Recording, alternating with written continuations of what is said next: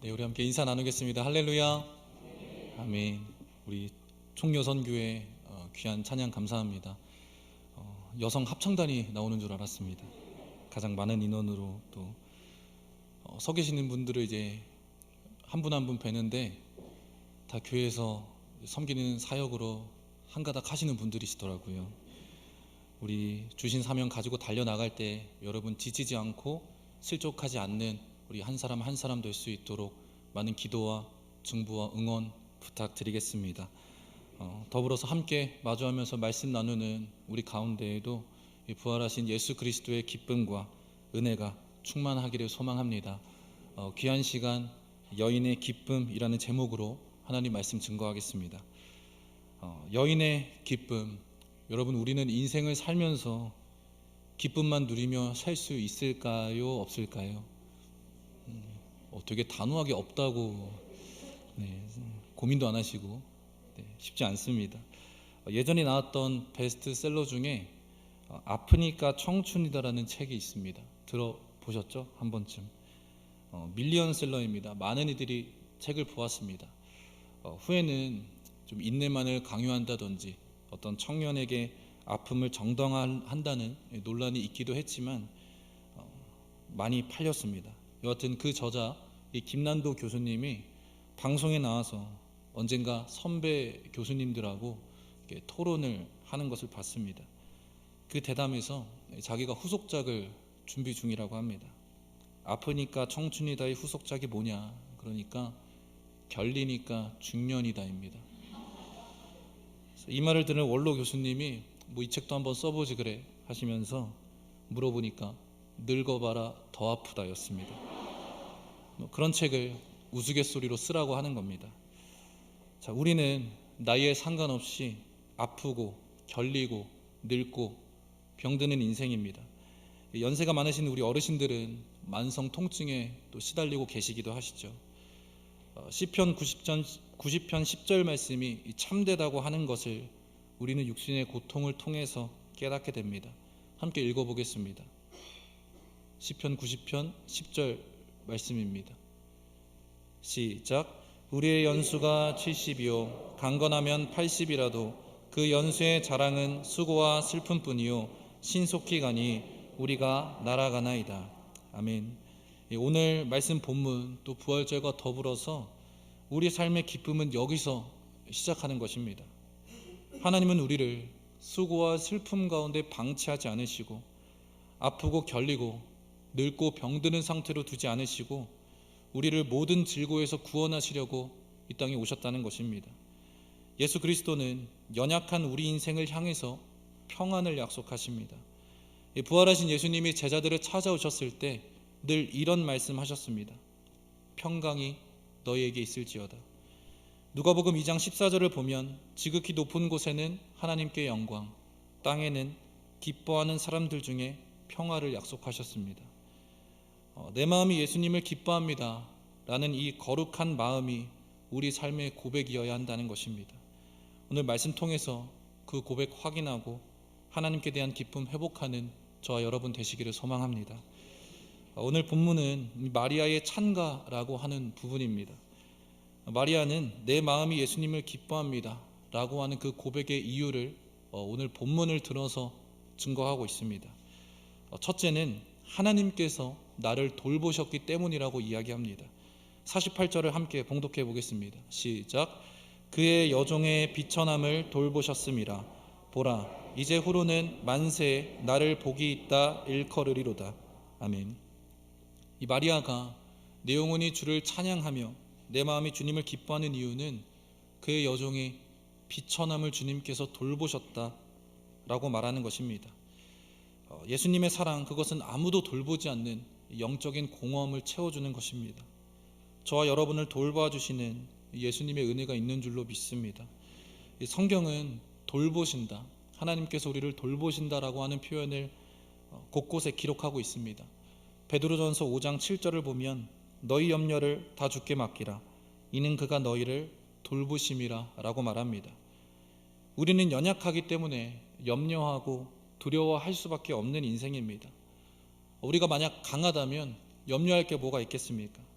하지만 연약하기 때문에 그 연약함으로 인한 두려움, 근심, 걱정을 안고 살아간다는 것이죠. 그런데 그러지 말아라. 왜냐하면 하나님이 연약한 우리를 돌보시니까 모든 염려를 주께 맡겨라 라고 말하고 있는 것입니다. 주님의 몸된 교회는 바로 이 돌보는 일을 해나가는 곳이죠. 예수님은 우리를 교회로 부르셔서 서로 돌보도록 돌보아 주십니다. 무슨 말이냐? 주님께서 우리에게 베푸시는 은혜는 그대로 하라고, 재생산하라고 그렇게 하십니다. 우리를 사랑하십니다. 왜 사랑하시느냐? 사랑하라고 사랑하십니다. 그렇지 않습니까? 우리가 서로 돌보라고 주님은 우리를 돌보아 주신다는 겁니다. 저와 여러분의 삶에 돌보시는 은혜가 충만해야 할 줄로 믿습니다. 창세기 29장을 보면 하나님께서 레아를 돌보셨다라고 하는 표현이 나옵니다. 그런데 레아가 이 하나님의 돌보심을 받고 그 돌보시는 은혜 가운데 그 마음이 이제 하나님의 돌보심을 기뻐해서 찬양하는 데까지 나아가는데 참 오랜 시간이 걸렸다는 것을 알 수 있습니다. 창세기 29장 31절에서 35절까지 말씀인데요, 이 레아가 낳은 네 아들의 이름이 등장합니다. 유념하시면서 함께 읽어보겠습니다. 시작. 여호와께서 레아가 사랑받지 못함을 보시고 그의 태를 여셨으나 라헬은 자녀가 없었더라. 레아가 임신하여 아들을 낳고 그 이름을 루벤이라 하여 이르되 여호와께서 나의 괴로움을 돌보셨으니 이제는 내 남편이 나를 사랑하리로다 하였더라. 그가 다시 임신하여 아들을 낳고 이르되 여호와께서 내가 사랑받지 못함을 들으셨으므로 내게 이 아들도 주셨도다 하고 그의 이름을 시몬이라 하였으며 그가 또 임신하여 아들을 낳고 이르되 내가 그에게 새 아들을 낳았으니 내 남편이 지금부터 나와 연합하리로다 하고 그의 이름을 레위라 하였으며 그가 또 임신하여 아들을 낳고 이르되 내가 이제는 여호와를 찬송하리로다 하고 이로 말미암아 그가 그의 이름을 유다라 하였고 그의 출산이 멈추었더라. 아멘.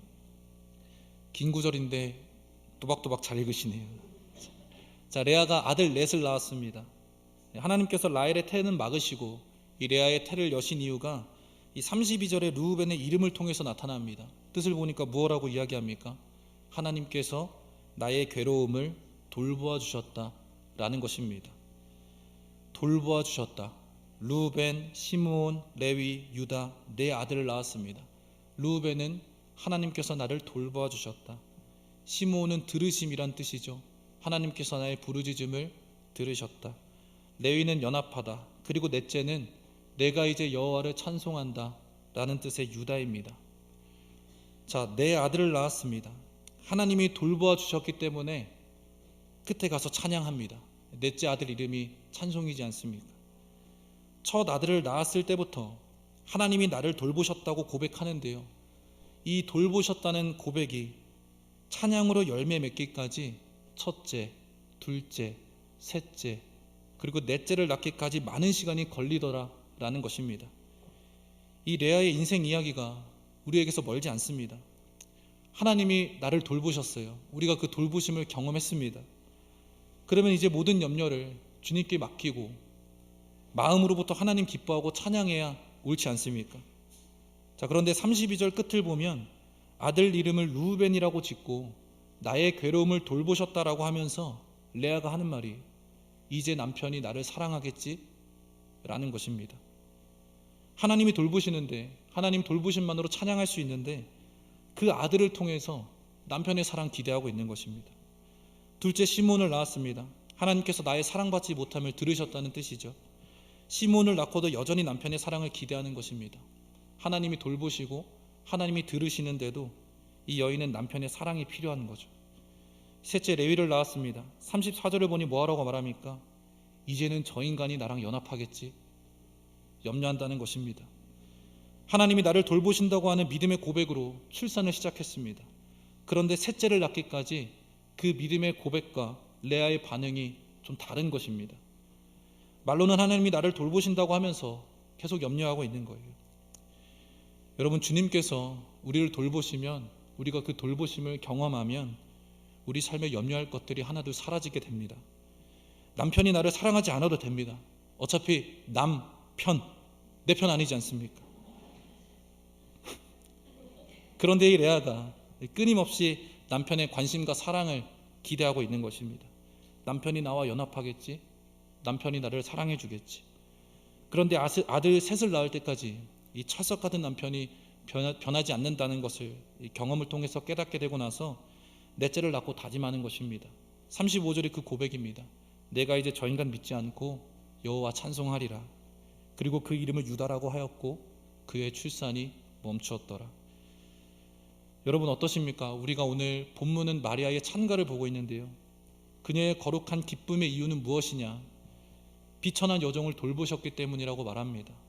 마음에 기쁨이 있고 찬송이 넘친다고 합니다. 대부분의 우리는 마리아보다는 레아와 같은 그런 경험을 되풀이하며 살고 있는지도 모릅니다. 나를 돌보신다고 하면서도 세상의 다른 복락, 다른 어떤 보호 방법들, 다른 기대를 가지고 산다는 것이죠. 바라옵기는 우리 충녀선 교회 모든 분들 그 사역을 통해서 또 삶을 통해서 하나님의 돌보심을 경험하고 그 돌보심으로 인하여서 하나님으로 인해 기뻐하는 주의 딸 되시기를 소망합니다. 마리아도 레아도 하나님의 돌보심을 경험했지만 반응은 달랐습니다. 레아는 하나님 찬양한 데까지 인고의 세월을 보냈습니다. 하지만 마리아는 하나님께서 나를 돌보아 주신다는 것 하나만으로 마음에 기쁨이 넘쳤습니다. 바라옵기는 여호와 하나님께서 우리를 돌보아 주신다는 것을 믿고 기쁨으로 나아가는 저와 여러분 되시기를 주님의 이름으로 소망합니다. 두 번째로 우리에게 큰 일을 행하십니다. 49절 말씀인데요, 함께 읽어보겠습니다. 시작. 능하신 이가 큰 일을 내게 행하셨으니 그 이름이 거룩하시며. 아멘. 하나님께서 능력으로 우리로 하여금 큰 일을 행할 수 있게 하신다는 겁니다. 우리는 사실 작은 일도 감당하지 못하는 연약한 인생인데 하나님께서 연약하고 작은 우리를 사용하여 주셔서 큰 일을 맡겨 주신다는 겁니다. 우리의 삶을 둘러싸고 있는 여러 가지 일들로 엄벙덤벙하며 살아가지 않습니까? 그런 우리들이 하나님의 생명의 은총을 누리는 그 거룩한 일을 감당할 수 있도록 이끌어 가신다는 겁니다. 저는 어릴 적부터 교회에서 자라왔습니다. 저의 증조 할머니께서 미국에서 온 그 쿠퍼 선교사님과 함께 고향 교회를 지으셨습니다. 아버지 어머니 교회 열심히 섬기셨습니다. 제가 우리 성도님들을 보면 부모님 생각이 종종 납니다. 안내하시는 권사님, 또 찬양대 하시는 장로님, 교회학교 오랜 기간 열심히 섬기시는 우리 선생님, 곳곳에서 저희 부모님도 그렇게 섬기셨는데 하면서 모습을 엿보곤 합니다.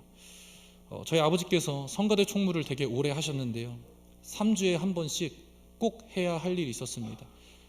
저희 가정과 친한 이제 두세 가정이 3주에 한 번씩 모여서 꼭 해야 할 일, 성가대 가운을 손빨래하는 것이었습니다. 고향교회는 성가대가 총 4팀이 있습니다. 많죠? 그래서 가운만 모으면 90벌이 넘어갑니다. 그 산처럼 쌓여있는 가운을 이제 3주에 한 번씩 세 가정이 모여서 이제 막 손빨래를 했던 것입니다. 볕 좋은 날에 옥상에 올라가서 자녀들끼리는 이제 그 고무 대야에 이제 가운을 담고 이제 막 발로 누르면서 물장구 치면서 놀고, 어른들은 뭐 간식 준비해 주시고 그렇게 이제 주말을 보냈던 기억이 납니다.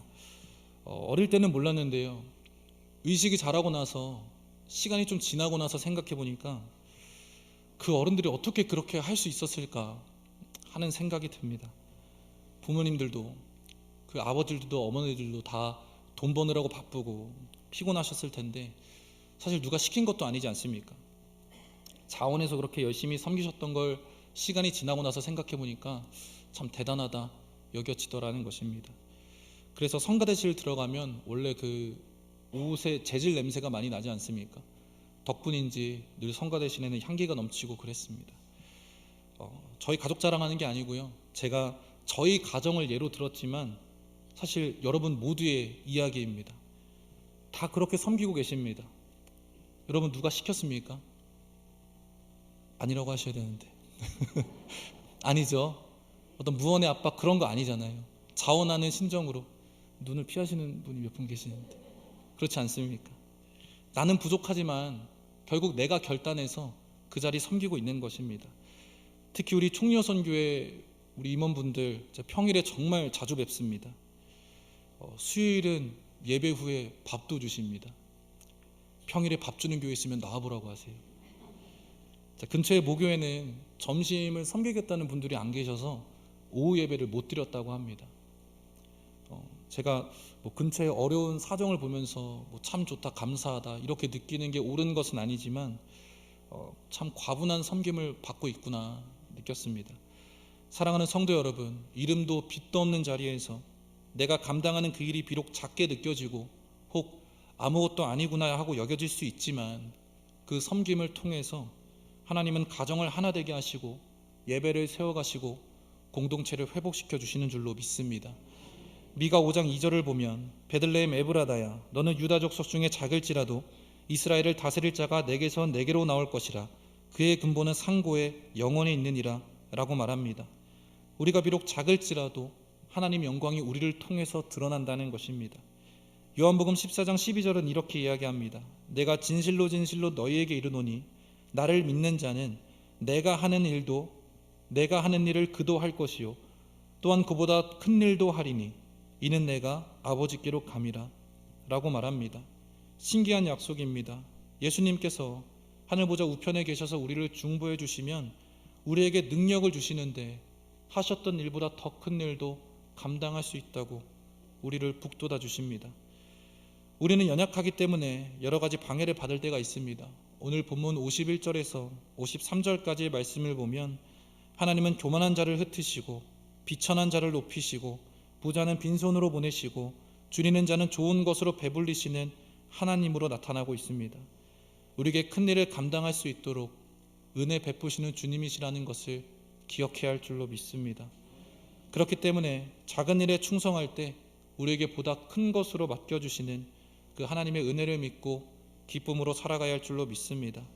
작고 사소한 일이라도 충성으로 감당하여서 하나님 기쁘시게 할 때 우리 안에 또 다른 기쁨을 넣어주시고 부어주시고 충만할 수 있도록 일깨워 주실 줄로 믿습니다.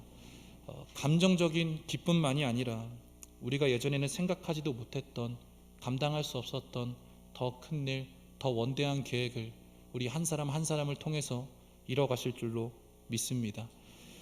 마지막 세 번째는 약속은 변함이 없기 때문입니다. 본문 55절 말씀 함께 읽어보겠습니다. 55절입니다. 제가 봉독하겠습니다. 우리 조상에게 말씀하신 것과 같이 아브라함과 그 자손에게 영원히 하시리로다 하니라. 아멘. 우리 조상에게 말씀하신 것, 이것은 무엇을 의미할까요? 언약을 의미합니다. 우리는 언약을 믿는 언약 백성이죠. 구약, 신약, 그 약이라고 하는 것이 약속을 의미하지 않습니까? 구약은 오래된 약속, 신약은 또 새로운 약속이죠. 하나님의 약속은 변함이 없고 그 약속에는 능력이 있습니다. 하나님의 약속에 우리 삶을 헌신할 때 우리를 그 언약에 걸맞는 모습으로 변화시켜 주시기 때문에 그렇습니다. 저와 여러분에게 허락해 주신 약속, 그 귀하게 여기시고 꼭 붙들고 살아가야 할 줄로 믿습니다. 하나님께서 우리에게 약속해 주신 것을 우리가 이뤄가려면 어떻게 해야 할까? 부담스러운 단어일 수 있지만 필요한 것은 헌신입니다. 언약 앞에서 해야 할 일은 헌신과 순종이라는 것이죠. 하나님 약속 믿고 그 뜻을 따라서 우리 삶을 헌신한다면 우리를 통해서 하나님의 영광 이뤄가신다는 겁니다. 제가 감리교 신학대학교 입학할 때 시험을 보러 가니까 시험 보기 전에 다 같이 찬송하고 기도를 하더라고요. 저에게 첫 경험입니다. 시험을 보기 전에 다 같이 찬송하고 기도하는 세계. 여러분 경험해 본 적 있으십니까? 신학교에 입학하니까 시험을 봐야 되는데 그 자리에서 막 찬송을 엄청 부르더라고요. 부름받아 나서니 몸, 얼마나 뜨겁게 부르는지 그 열정으로 공부했으면 서울대도 갈 기세였습니다. 정말 누가 봐도 너무 간절한 표정으로, 정말 헌신을 다짐하는 그 간절한 표정으로 많은 학생들이 부르고 있었습니다. 결국 절반은 떨어졌는데 정말 간절한 친구들이었습니다. 자, 그런데 그 이후로 같이 쭉 지내다 보니까요, 아니더라고요. 이 신학생들이 있죠, 다 꿍꿍이가 있습니다. 전도사도 꿍꿍이가 있어요. 저라고는 안 했습니다. 그래서 그게 늘 고민이 되는 겁니다. 늘 회개하는 거죠. 주님, 죄인이 왔습니다. 늘 기쁨과 열정이 충만해야 할 텐데, 그럼 좋을 텐데 제 마음에도 꿍꿍이가 가득 들어차서 뭔가 바라던 게 이루어지지 않으면 속상해하고 참 가볍게 삽니다. 용서해 주세요. 기도합니다. 온전하게 성실해야 하는데 부질없는 거 쫓아다니고 그럴 때가 있다는 겁니다. 우리 성도분들은 어떠세요? 우리가 하나님께 헌신해야 한다고 하는데, 헌신한다고 할 때 그 헌신은 얼마나 진정성이 있고 또 얼마나 헌신하겠다고 고백하는 것일까요? 자, 지금은 로마 시대가 아니니까 예수 믿는다고 해서 박해받지 않습니다. 순교라도 당하면 그 순교로서 뭔가 구별을 할 수 있을 텐데, 지금은 그런 변별력이 없지 않습니까? 우리의 헌신과 순종은 어느 정도일까? 그런데 오늘 말씀을 보니까요, 그런 구별은 필요하지 않은 것 같습니다. 왜냐?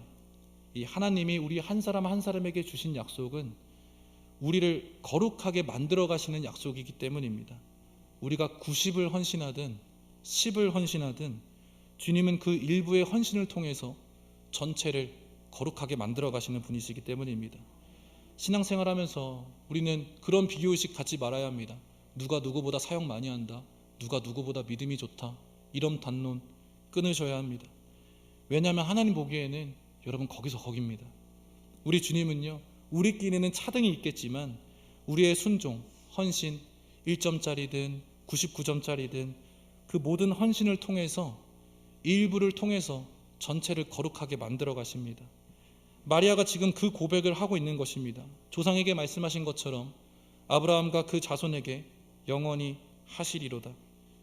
성령의 충만함으로 예수님을 잉태하고 나서 지금 이 고백을 하고 있습니다. 마리아는 이제 자신의 태를 10달 동안 열심을 다해 내어드린 것이죠. 목숨을 건 결단이었을 것입니다. 그런데 마리아는 그 헌신을 통해서 하나님이 많은 사람을 거룩하게 하실 것을 믿었습니다. 사랑하는 성도 여러분, 우리는 믿는 사람들이고요, 우리의 믿음은 헌신과 순종을 통해서 풍성하게 될 줄로 믿습니다. 저와 여러분 마음속에 조금 더 헌신하고 조금 더 순종할 수 있는 거룩한 소망 품기를 간절히 소망합니다. 말씀을 맺겠습니다. 오늘 여인의 기쁨, 어떻게 하나님으로 인해 기뻐할 수 있을까? 3가지를 나눴죠. 첫째, 하나님께서 우리를 돌보십니다. 그래서 우리 마음에 기쁨을 주십니다. 둘째, 하나님의 권능으로 연약한 우리에게 큰 일을 감당할 수 있게 하십니다. 마지막 셋째, 순종과 헌신을 통해서 일부를 통해 많은 이들을 거룩하게 하십니다. 그래서 마리아는 내 영혼이 하나님을 기뻐합니다, 찬양할 수 있었습니다. 바라기는 우리 모두가 하나님으로 인해 기뻐하는 인생 되기를 소망합니다. 더불어서 청년선교의 모든 분들, 그 가정이, 자녀가, 기업이, 처소가 하나님의 돌보심을 경험하고 큰 일을 감당하고 순종과 헌신으로 엎드려지는 귀한 인생 되기를 주님의 이름으로 간절히 소망합니다. 기도하시겠습니다. 사랑의 주님, 오늘도 말씀으로 깨닫게 하시니 감사합니다. 우리 총여선교회 주의 딸들 기억하여 주셔서 헌신하고 순종하며 찬양하는 삶 살게 하여 주옵소서. 저들의 가정과 자녀, 처소와 기업을 위하여서 기도합니다. 그 자녀들이, 그 가정이 주님으로 인해 기뻐하는 한 사람을 통하여서 거듭나게 하시고 변화되게 하시고 다시금 온전히 주님께 드려진 거룩한 삶 될 수 있도록 인도하여 주옵소서. 삶의 어려운 문제와 고난 중에 부딪힐 때에 가장 먼저 기도하는 어머니 되게 하여 주시고, 가장 먼저 주님께서 능력의 손을 펼치심을 경험하고 고백하는 그들의 인생 될 수 있도록 함께하여 주옵소서. 더불어서 부활 절기를 보냅니다. 우리 산소망이 되신 예수 그리스도의 사랑 기억하게 하여 주시고 온전히 주님과 더불어 살아가는 우리 될 수 있도록 인도하여 주옵소서. 감사드리며 예수 그리스도의 이름으로 기도드렸습니다. 아멘.